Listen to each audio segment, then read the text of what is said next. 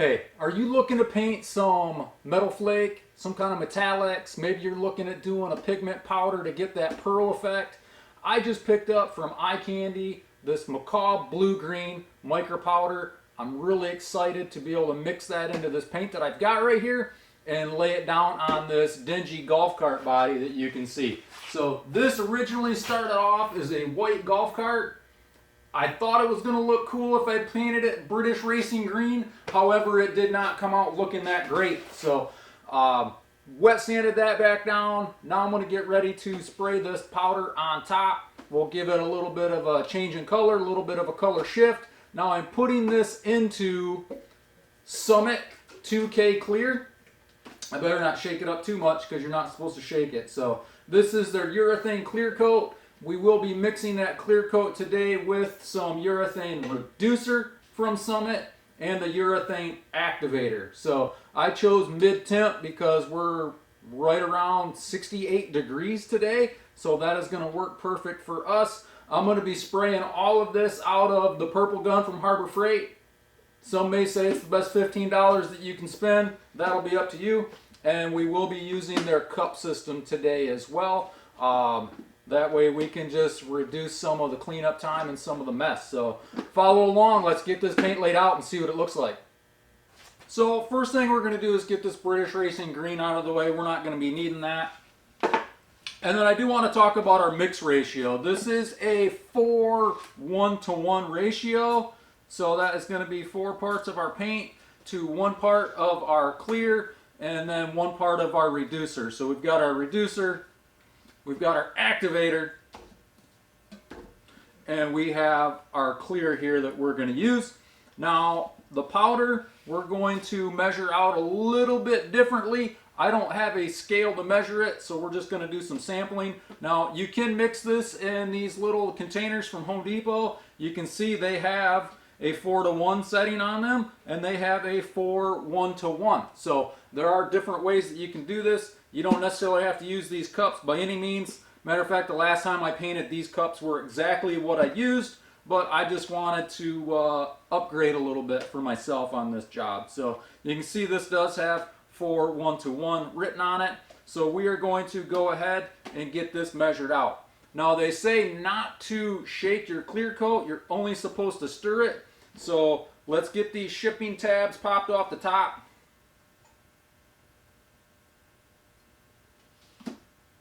Looks beautiful and clear, I'm not gonna lie. So I'm gonna go ahead and give this a little bit of a stir.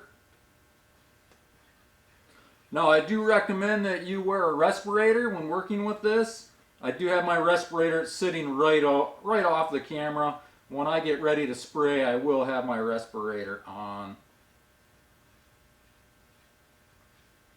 Now just to actually get the full effect of this, I am going to play around a little bit. I am going to mix it in this Home Depot cup first so we can see what it looks like in there. Add our powders and then make some adjustments as we go. So I'm looking for the 4:1, and I am going to start off with a small coat.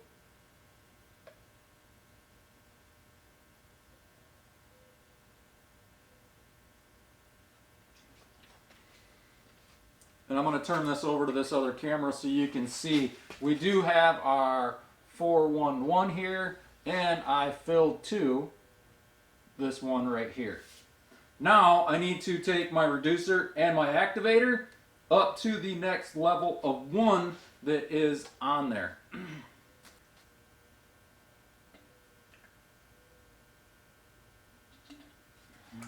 Right to that next number 1.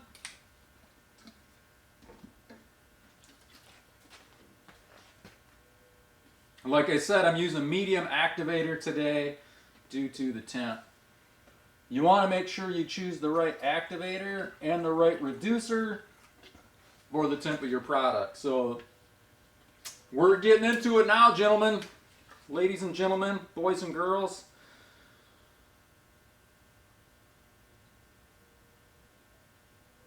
Now we do have a pot life to this once it is mixed up. This is not going to last forever. So we're going to have to get pretty quick on this and get this laid out. I am going to throw some gloves on here quick before I start getting junk all over my hands. Everything is prepped, ready to go. The next stage after actually getting this mixed up is to get the cameras out of the booth. You are right in the middle of my paint booth right now, so we can't really have that. I do want to mix this up ever so gingerly before I add my flake, just because I can. And then I'm going to try and bring you in real close for adding that flake so we can see what it looks like. You can always add more, but you can't take away. So that's just a small little helping. Like I said, I don't have much in that mix right now. This is going to just be our first coat to tack everything up. Oh, wow. Out of all the videos that I've been watching on this, from people mixing up their paint on YouTube, this looks a lot better than I thought it was gonna. This is gorgeous. The camera does not do it justice. So if you have seen GT Performance, I think is his name, I'll link his channel down below. He is actually the guy that inspired me to do this. I just started mixing urethane and clear, or I'm sorry, mixing pearls and urethane clear. And he was one of the first videos that popped up, and he's got a pretty awesome channel. I am going to go with what we have here. Let's get this transferred over.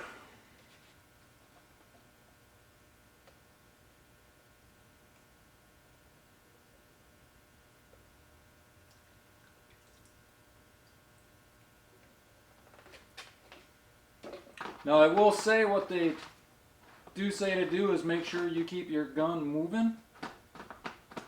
There we go. When you apply this product, so that way you keep the pearls mixed up in there. So we're going to get this on and get to spraying. There, we are locked. Oh man, that stuff's wild.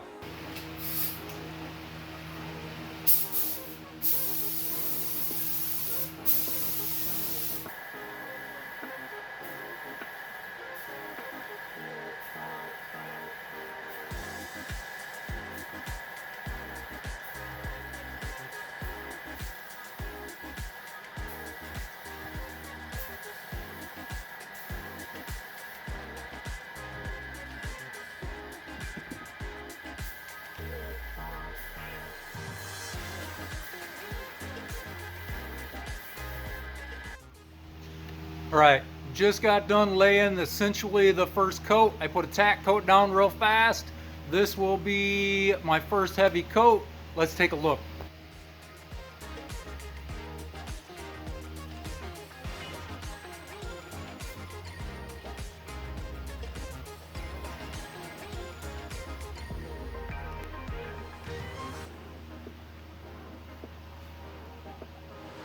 Fumes are still pretty heavy in here. Just got done spraying the fourth coat. This is what we have left in our container.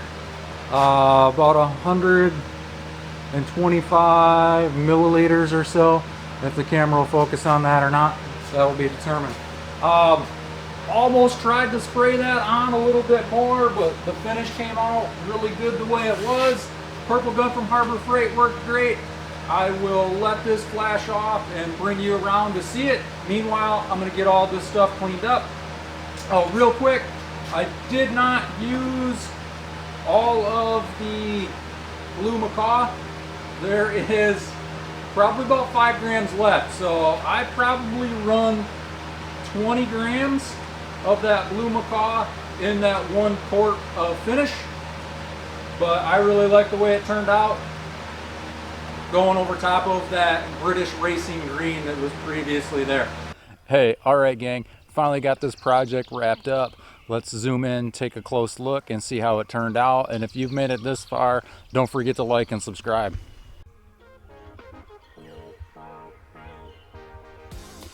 All right, this is our finished project, or our finished product. This ended up being 4 coats. I've got my cell phone camera out there so you can see all of the metallic that is showing up in that paint. This was a Summit 2-stage clear, painted over top of a Summit single stage. You can see I did get one run there. Turned out with a lot of blue in it. If you were to continue to spray this paint, you would definitely pick up a lot of that blue. So we're right around sunset time, about an hour before sunset. So you can see we've got our sunset lighting, but that's bringing my flash from my cell phone over, just so you can see all of the sparkle that is actually in that paint. So I think it really came out great.